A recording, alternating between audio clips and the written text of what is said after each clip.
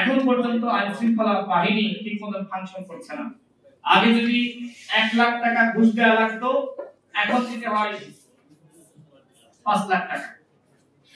এই সচিবালয়ে ঘুষ খাওয়া বন্ধ হয়নি, তদবির বাণিজ্য বন্ধ হয়নি, এখন পর্যন্ত সেবার নামে টাকা নেওয়া বন্ধ হয়নি, চলছে, সবকিছু চলছে।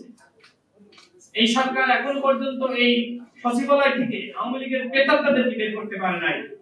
পুলিশের যারা ছাত্র জনতা বুকে পুলিশ হারিয়েছে তাদেরকে শাস্তির মুখোমুখি করতে পারে নাই।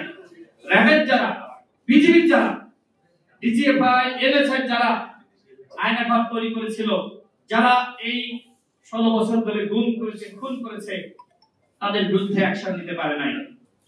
বরং আমরা লক্ষ্য করলাম যে আওয়ামী লীগের আমলের যারা সচিব ছিল, আওয়ামী লীগের আমলের যারা সুবিধাভোগী কর্মকর্তা ছিল, তাদেরকে আরো সুবিধা দেওয়া হয়েছে, আরো প্রমোশন দেওয়া হয়েছে।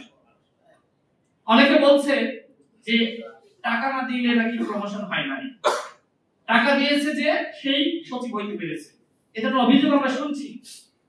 অন্তত ডক্টর মোহাম্মদ ইউনূসের আমলে এই ধরনের অভিযোগ, অনুযোগ, এইটা অনাকাঙ্ক্ষিত। আমরা তার কাছ থেকে অনেক কিছু প্রত্যাশা করেছিলাম, কিন্তু শতভাগ প্রত্যাশা হয়তো 10 ভাগ পূরণ হয়েছে। বিচার এবং সংস্কারের কতটুকু অগ্রগতি হয়েছে সবাই জানেন। দৃশ্যমান কোনো সংস্কার আমরা এখনো পর্যন্ত দেখছি না।